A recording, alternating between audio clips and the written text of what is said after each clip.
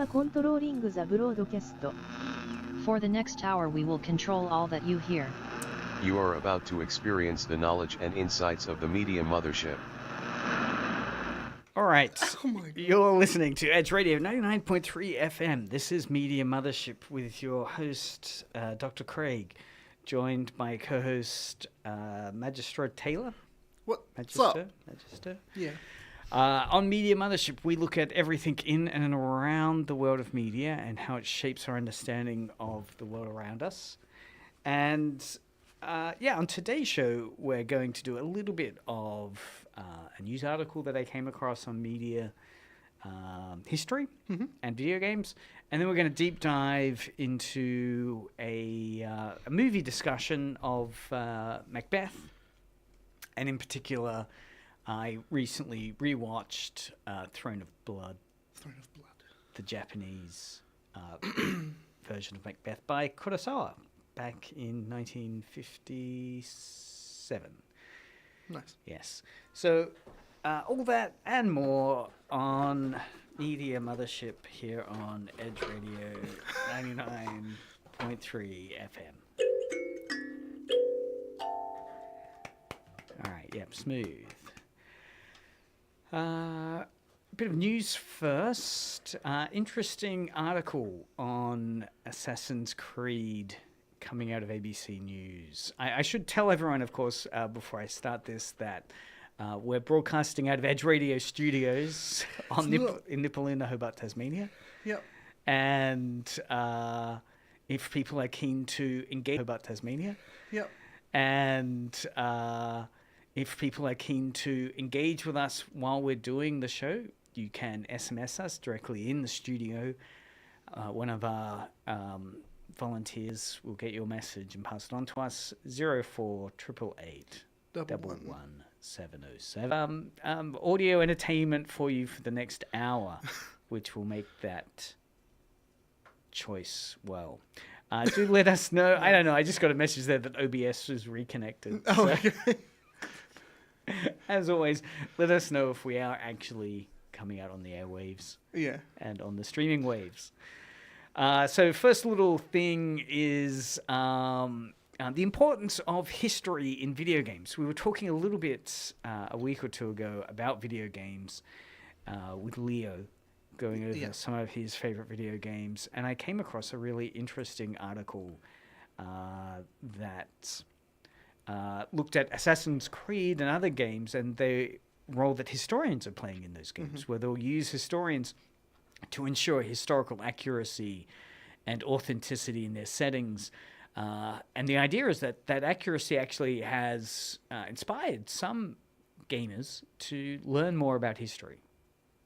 I know anecdotally, I was talking to someone, they went to Italy on a trip, and their son was an unexpectedly great tour guide because they'd played, I think it's Assassin's Creed 2, the one that's set in Florence. And, of course, while that's set in 1800 Florence, I think, nevertheless, a lot of those buildings are still there. And so the son had this sense of geography from playing this immersive Assassin's Creed game. Which is why all of the world needs to band together and build Night City. Night City. Yeah. From Cyberpunk. 2077. Yeah. It's a terrifying future to imagine there if we get to Night City levels. True. But it's the way we're going. Well, I'm wondering... It's either going to be that or so much war that the whole thing turns into Skyrim, in which case I'll be happy. Yes, we suddenly go back in time. I do think that it would be fascinating to have a GTA Hobart or an Assassin's Creed Hobart.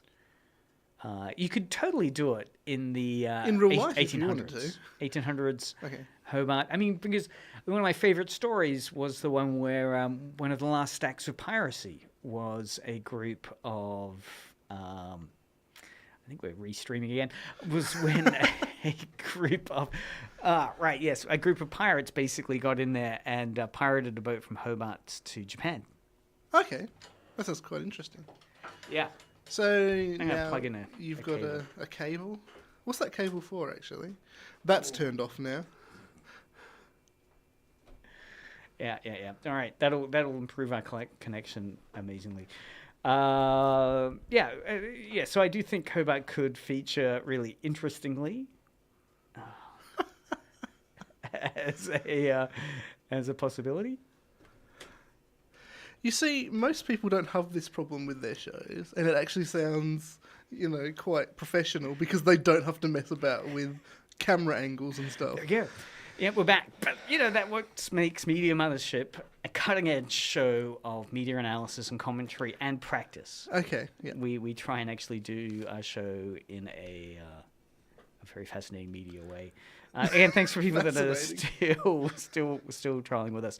So anyway, Thierry Noel, a historian who works with Ubisoft to create authentic historical settings for games like Assassin's Creed and Ghost Recon Wildlands, was talking about a study that came out of the University of Sunshine Coast, which found that players of historical games are often inspired to learn more about that time period which is depicted in the games. Have you ever experienced that? We've got a text in from Grace.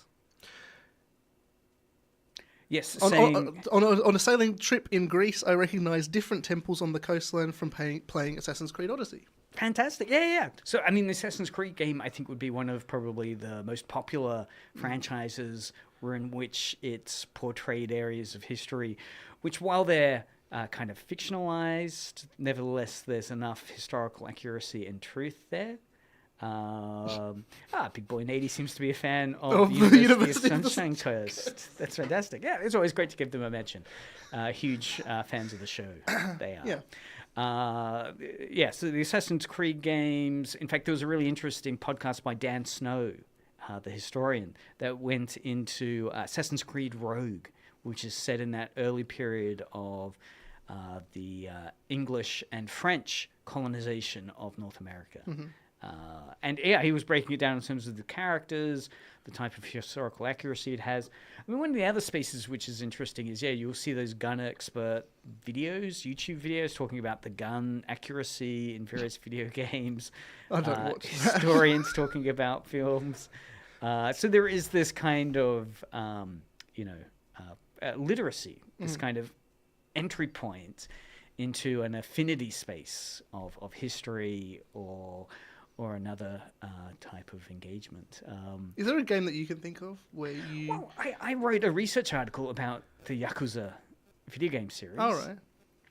You can dig that up on an academic journal. I forget which one it is.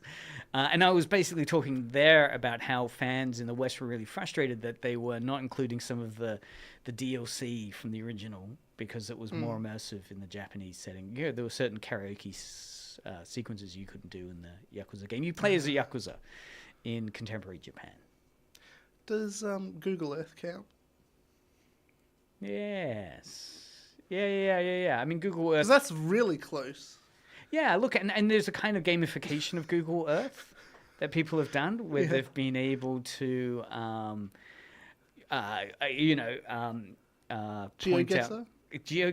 point out crimes, right? That some of the Google imagery have found crimes. Big Boy Nady says that he played Assassin's Creed Origins to help him with Grade 7 Ancient Egypt topic. Yes, I've recently picked up Origins, so I'm keen to give that a play. That's set in ancient Egypt. And again, they bring in various experts and advisors to talk about it. The games they speak about here in the article includes Age of Empires, where the developers of that game used historical research and consultation to accurately represent cultures, especially incorporating feedback from players who belong to those cultures. Developers sometimes take creative liberties for gameplay. For example, the Mamluk units in Age of Empires 2, which are not historically accurate, but are super fun and unique to play. Developers explain their design decisions in the article, so it's well worth digging into if you're looking into historical gaming and quirkiness in that space.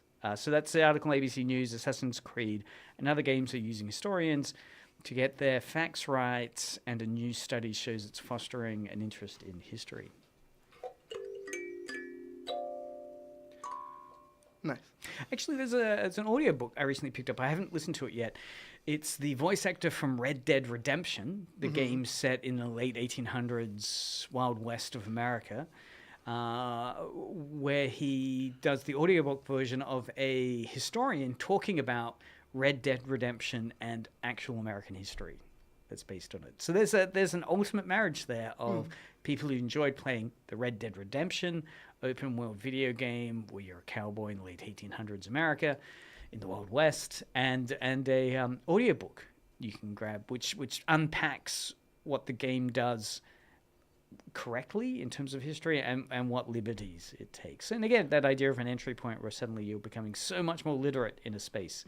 Well, they say you can skin a crocodile in under 10 seconds, is what that game proves. So in Red Dead. Yeah. Alligator. All right, well, let's now move into today's topic, which will be looking at Macbeth. The reason I'm interested in looking at Macbeth is that I got stuck over the last week talking with my daughter, whose English assignment is on Macbeth. So suddenly the whole house was filled with the discussions of Macbeth and its significance.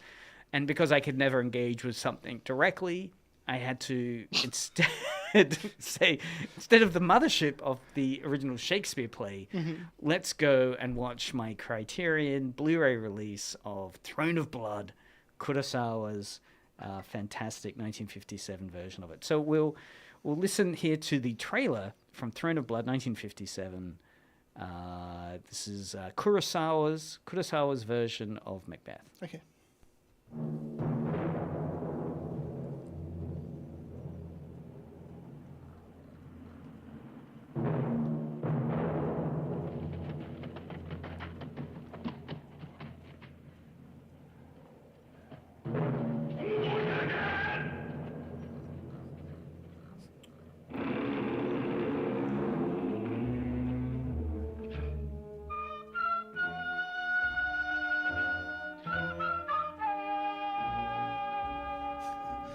It's pretty good. Well, I can see where you get your playing from. It's my kalimba.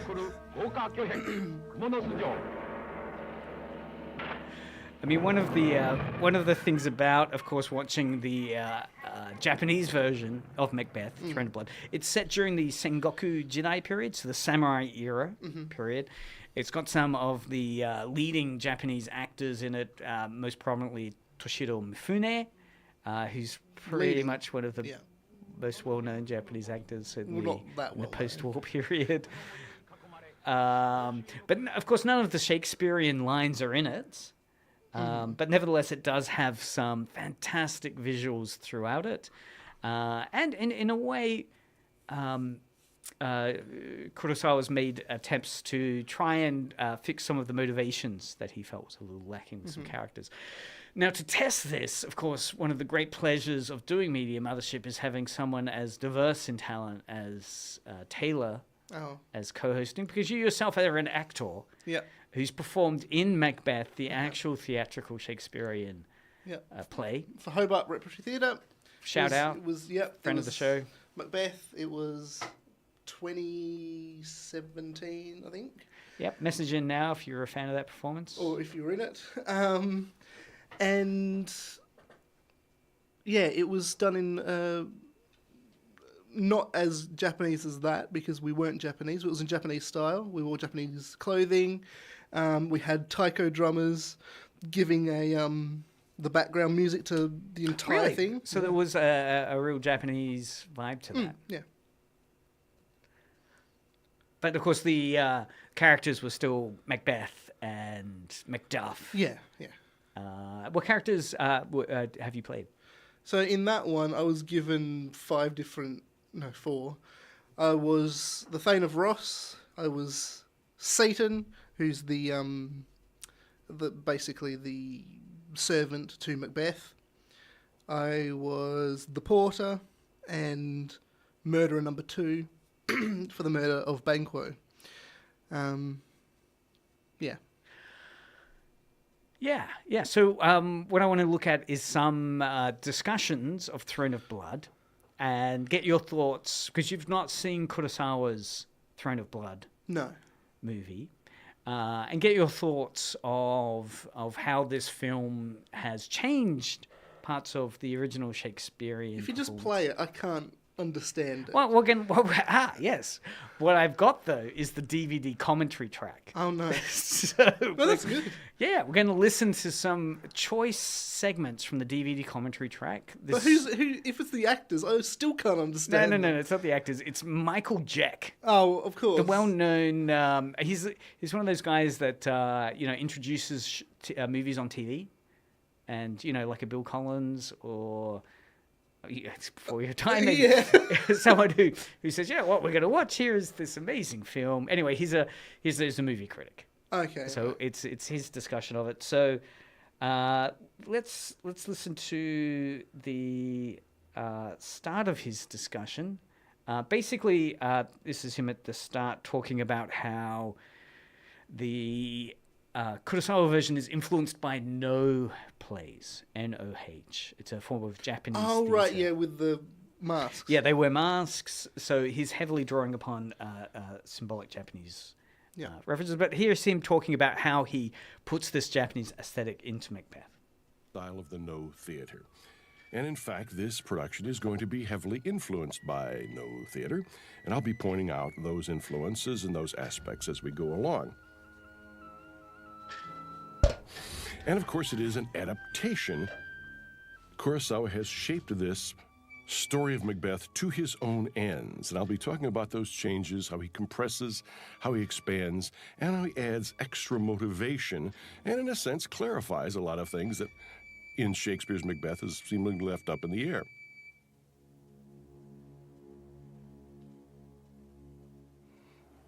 Well, we begin right away with wind, talk about a trademark, a remote landscape mist, and now the chorus.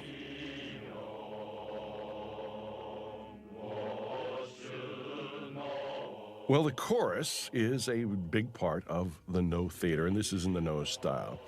The No is the earliest form of Japanese theater dating back to the 13th to 14th centuries. It reached its heyday in the 15th and 16th. It's supplanted by kabuki, which then became the most popular. Well, the No was for the lords and gentry of the time. The common people didn't have anything but perhaps some kind of folk representations.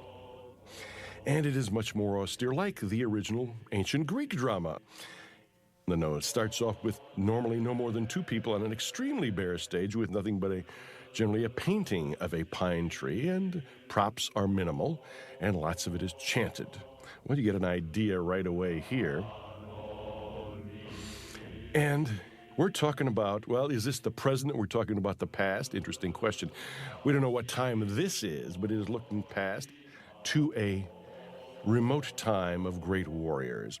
And in fact, we're going to come back here again because this whole picture... All right, so we'll pause it there.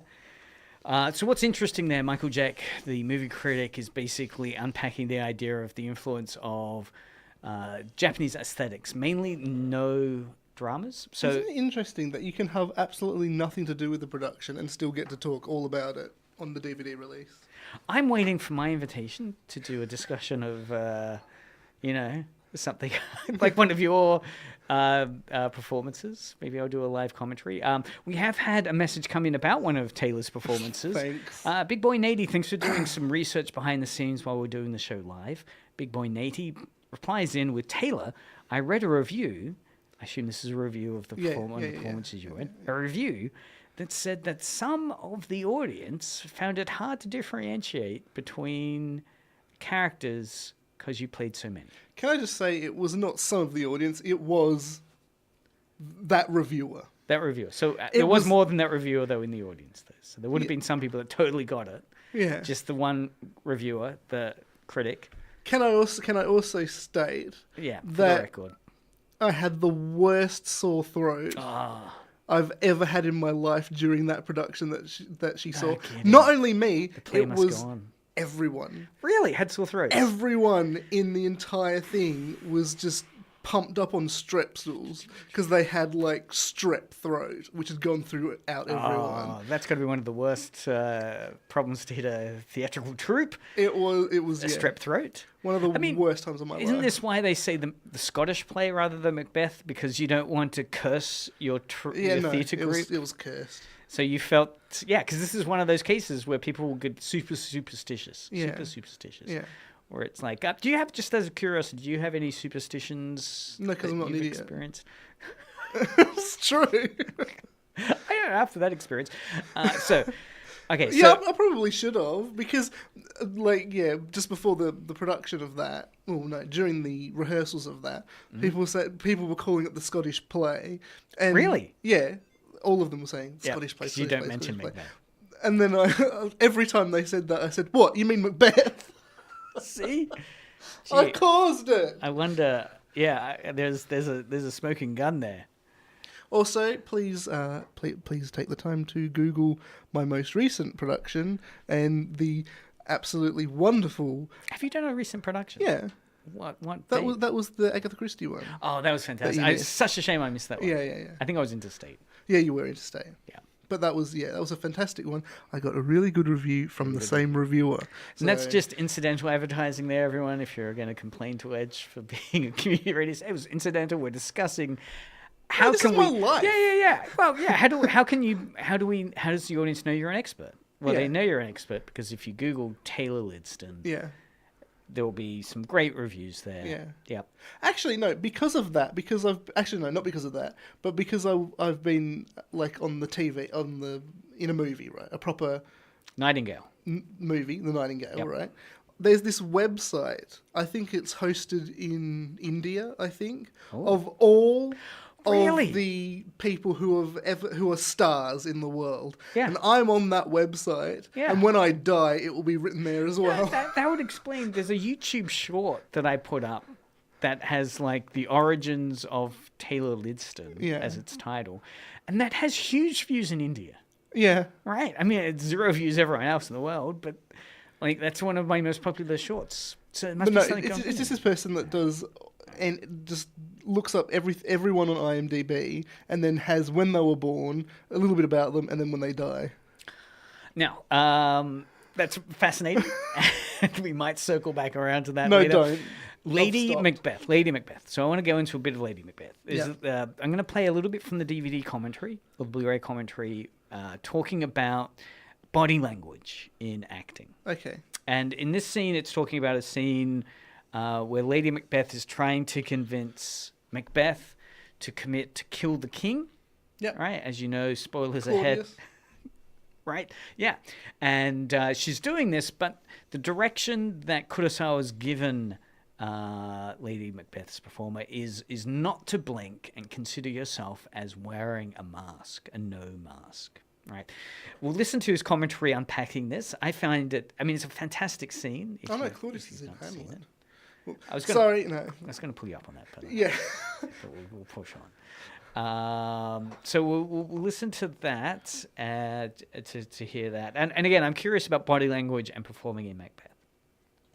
Such was Toshiro Mifune's regard for her that about 18 years ago, when he was having his own retrospective at Japan Society in New York City, when they were preparing his clip show for his appearance on stage, they were looking at clips from this picture, and he stopped at one point and said, "Forget about me.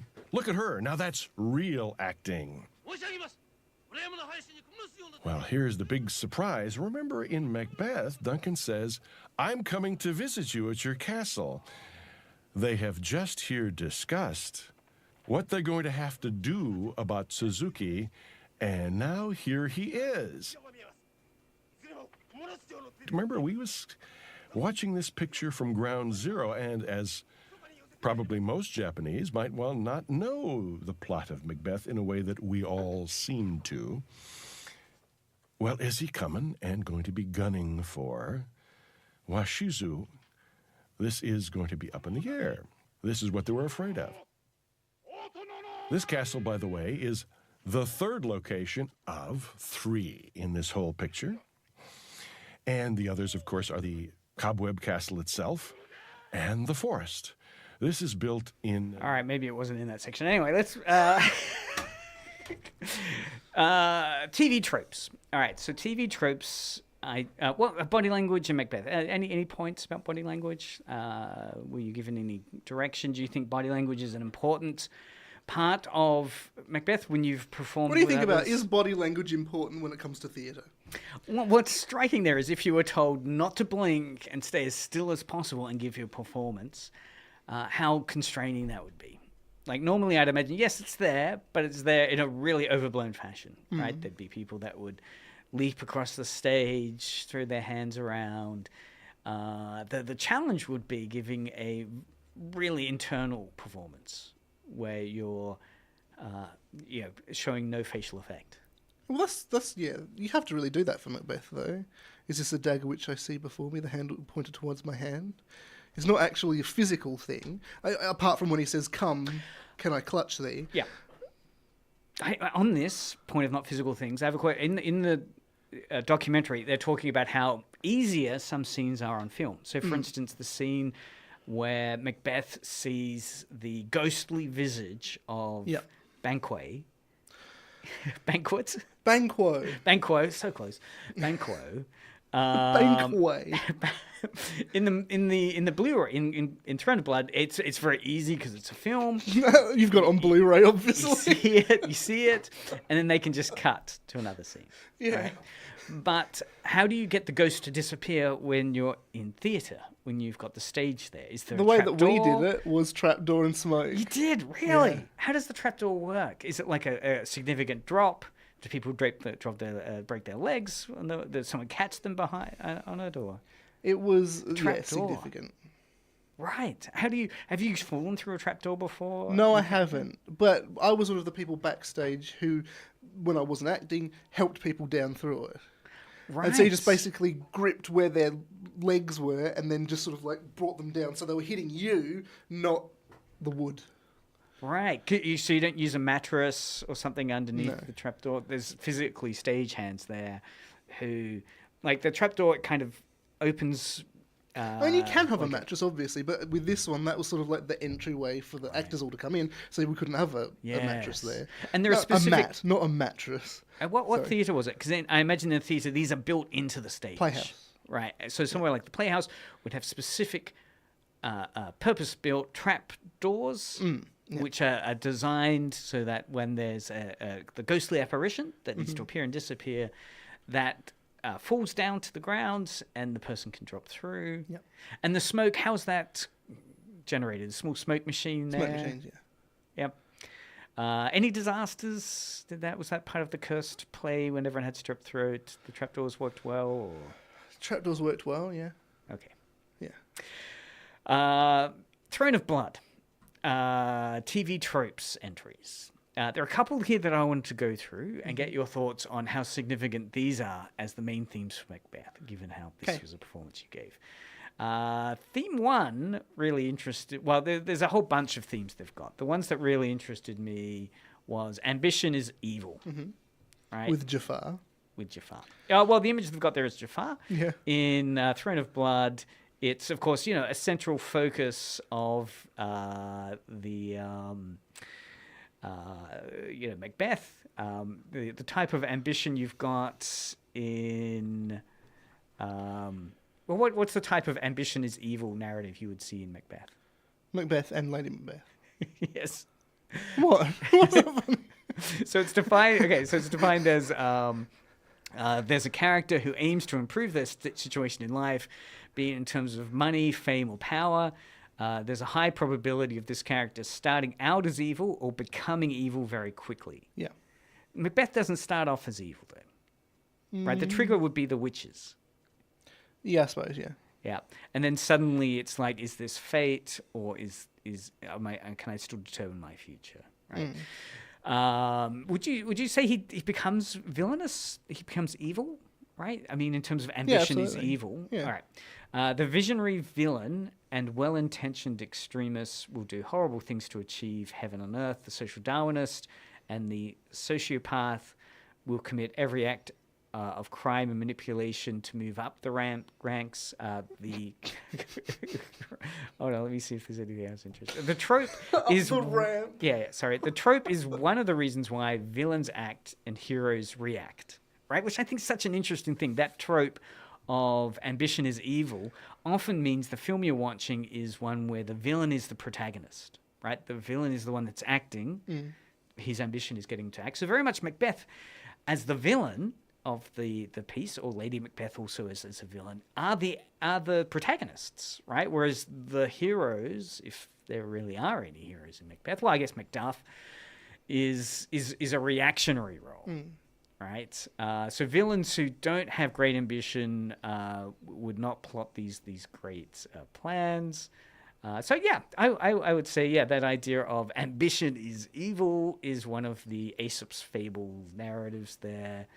The other one I found interesting was Bloody Hallucinations of Guilt. Yes. So, of course, in Macbeth, the bloody hallucinations of guilt, Lady Macbeth, of course, freaking out over the blood that only she can see. And yeah, do you want to do it? Do you want to do the line? Isn't it Macbeth himself? Oh, well, which one are you talking about? Out. Oh, is that Lady Macbeth? This That's is Lady out. Macbeth, Yeah. And ... And Banquo. Banquo. What's the bloody hallucination? Oh, right. The hallucination where Macbeth sees Banquo. Yeah. Is the bloody hallucination of guilt. Yeah, during the big festival dinner sort of thing. Yeah. Yes, and it's a great scene in Throne of Blood.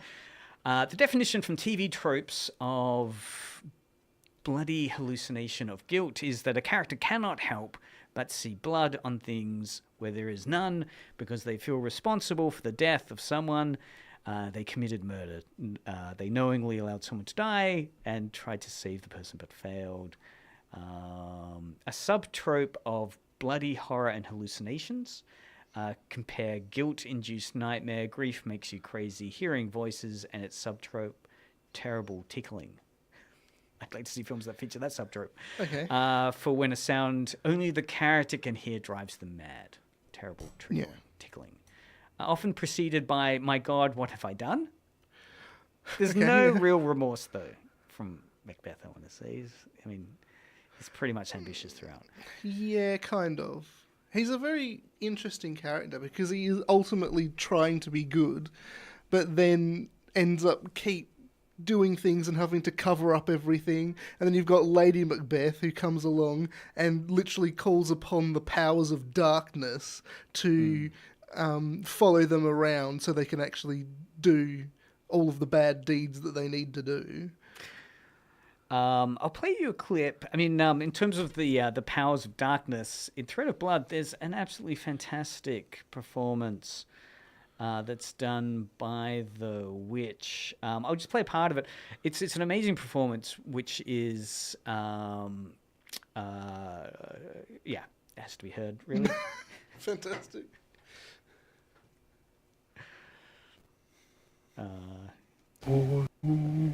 Yet to be heard. So this is the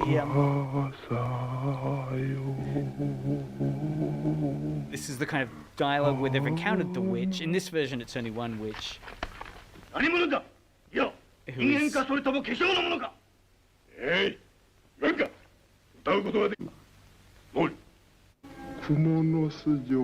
Delivering this absolutely creepy performance. What were the three witches like in the performance you did? They were all dressed up as the one from The Ring. Oh, really? Sadako? Yeah. The character of Sadako? Yeah, there wasn't three, there was five, actually. Oh, right. So there was like this one in the centre and then two on either side in sort of like a arrow formation, looking up at the audience. Nice and creepy. Another key trope that I found quite convincing in Macbeth from TV tropes is murder makes you crazy. Yeah. After in Game of Thrones, in Throne of Blood, after killing the king, the Lord, the Macbeth character and the Lady Macbeth character who manipulated him into committing the murder slowly begin to lose their minds because of the guilt they feel. Murder makes you crazy. The definition in TV tropes is normally in real life, although there may be some exceptions, a person is already crazy and or violent before they contemplate murder. But in television, however, circumstances will cause you to commit murder. So I guess the Macbeth character. Mm-hmm. And then you keep killing. Yeah. Which certainly Macbeth does. No, this trope is not about murder where you have to keep killing in order to hide the evidence. Instead, it's about murder actually warping the mind. Most often because of the guilt, shame, and horror that sets in as one processes the murder they just committed. However, there are also times when a character's mind breaks because they've come to the realization that they quite liked killing. Yeah. Usually this involves some lead-up events where they are sane but have decided to kill. So I guess the lead-up event for Macbeth, of course, is the witches, where he's given that prophecy that he will become king. And then, there's the difference. Yeah, they say the difference between this and the normal face heel turn. So when you're a good guy and then suddenly you become a villain. Back to WWE. WWE reference. Is that this usually follows excessive amounts of guilt and gloom. Would you say Macbeth is a particularly guilty and gloomy drama? Yes. Guilt and gloom is... Yes. He really he has this moment where he understands what he has done to Banquo when he orders for his murder.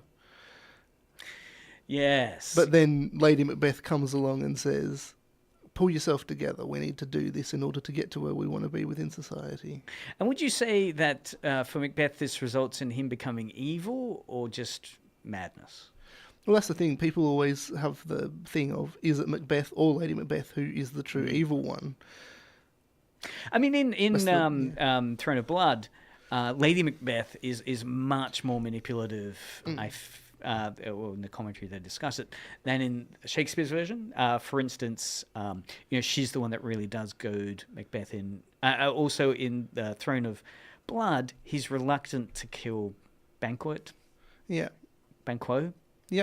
Because of their friendship, and has to be told that, well, actually, in this version of Throne of Blood, she's pregnant. Lady Macbeth is pregnant, and that motivates Macbeth to secure his bloodline by thinking, actually, I will have a son, and I want my son to be king, rather than Banquo and his son becoming the prophesized king. Yeah. So then that stills him to murder his friend. Have you ever... Here's a test for you. Have you ever heard this line? Is this a dagger which I see before me? No! It's Truffaut the Wonder Dog! Of course, the first half of that line is Macbeth. Yeah. Truffaut the Wonder Dog? Yeah. I have not... Wow. Let's see, what is that? I should get you to plug something in so you can play it for us. Okay, do you have like that? Yeah. Okay, you have a USB-C connection? Yeah. All right, there you go. Okay, talk about something else while I find it. So the next TV tropes narrative I want to dig into is the sliding scale of free will versus fate. So obviously in the play Macbeth, as well as Throne of Blood, they explore the tension between the prophecy-driven destiny that the witches have given Macbeth and what personal choice Macbeth has to make those decisions. In terms of the sliding scale of free will versus fate in TV tropes, it defines it as this. How much free will do characters really have? The relationship between free will and fate is not necessarily constant. It can vary between stories and even inside those stories. Although how much this is actual change and how much is simply the revelation of the true nature of fate also differs. So there's a couple of subcategories we'll quickly go through. The relationship between fate and free will can be classified in this way. Firstly, neither fate nor free will exists. This one denies free will, stating that our choices are just brain-made echoes. That sounds weird. While also denying higher power. The other categories are because destiny says so. Then you've got, so this is all things are predestined and we just have to play our parts. Multiple valid options. You can't avert or defy the prophecy. I have the clip now. All right, let's listen to it. Okay, see if you recognise it from anything. right. Or anyone at home recognises it. Is this a dagger that I see before me?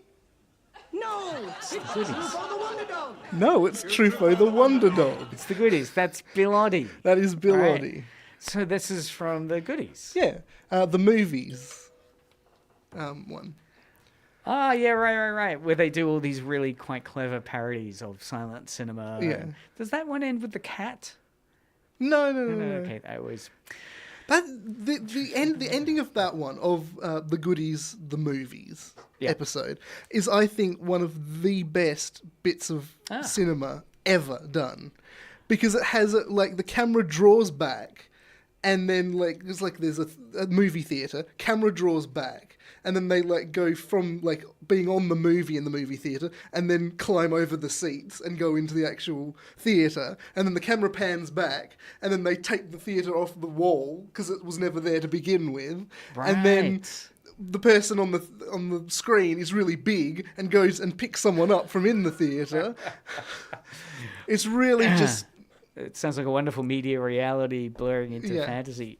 Well, we'll set that up as a homework exercise. Yeah. We'll do a 1 hour episode on it. So the villain protagonist trope, it's a quote from George R.R. Martin on the TV Tropes page talking about HBO has proven that we will follow for years and years some pretty reprehensible characters as long as they're fascinating. And that was George R.R. Martin talking about The Sopranos. Of course, there's a villain protagonist, mob leader. And Suits. Suits, right, yep. When you have a villain as your character that's making all the action and everyone else is reacting around them. Yeah, I was just talking about because they're lawyers and they're all criminals. Taylor's views do not reflect the Edge Radio policy. And Macbeth is a villain. Would you say Macbeth is a villain protagonist? Right? A villainous character? I mean, he commits murder. He uses this fate dialogue to make some pretty deplorable decisions. He has to be, yeah. So, yeah, an interesting twist on conventional storytelling makes the bad guy or a bad guy the main character. Sometimes, but not always, the villainous main character will even get the sympathetic point of view. Mm-hmm. So I guess Dexter, right? I mean, he's a murderer. Not watched it. On the other hand, it's not... Megamind? Yeah. That's more my... great example of villainous protagonist. The simple need to be a villain whose morally reprehensible actions, however well-intentioned, are in no way glossed over or justified within the context of the story. We are seeing the story from the villain's point of view. Villain protagonists are also common in evil versus evil stories, where their nemesis is a villain antagonist. So a villain protagonist, especially in a comedy, is quite likely to go down in flames at the end.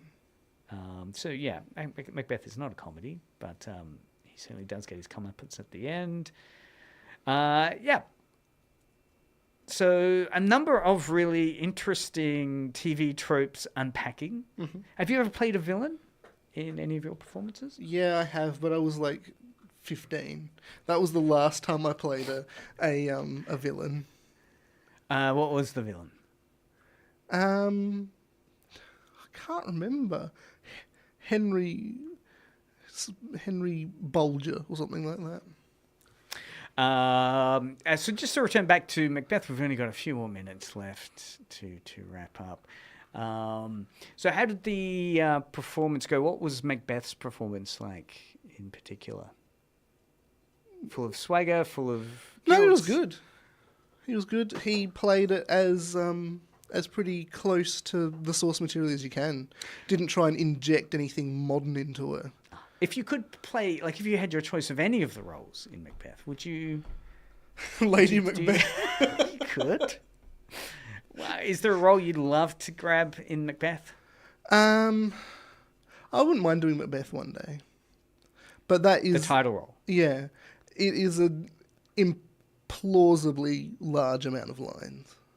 Really? Do you consider it amongst the most lines that an actor could be stuck with? Probably, especially in Shakespearean language. Yes. But the performance you were involved with had an interesting Japanese twist to it, Yeah. didn't it? Why was that? Was that ever explained to you? Why it had that kind of I think it's because the director had the idea of the witches being from the ring. Sadako? Yeah, The Ring. Did it work? The yeah, Sadako well, I think so. I've actually got it on my PC. You can have a look at it if you want. Great. Well, maybe we can further that discussion later and see if we can. My death scene was amazing. Tell me, That's it. did it have a knife, a dagger? No, it was samurai swords. Really? Yeah. Proper metal too. What was it about it that was so? Did you do a bit of sword fighting? Because Macbeth there, he's all covered in his regalia. He's just gone off killing everybody. He's unstoppable. And then me, the Thane of Ross, comes along Thane of Ross. and tries to like, you bugger, why have you killed all these people? Essentially, I will smite you, sort of thing. I run past him. He slashes me up the middle, and I fall to the ground. Fantastic. And normally in theatre productions, you're not going to worry with blood, and it's just the action. So you'd have to demonstrate that death, throw your hands up in the air, or collapse. Did you Yeah, milk it collapsed. for everything that it was worth? I collapsed. I milked it. What was the milking? Like just Groaning, sort of like having my hand on my chest, looking up at it, sort of thing, and then, no, not like that. Like a silent movie. And then taking a couple of steps and then collapsing. Oh, great! You did the couple of steps and collapse move. That's Yeah. fantastic. That is particularly good death scene. Yeah.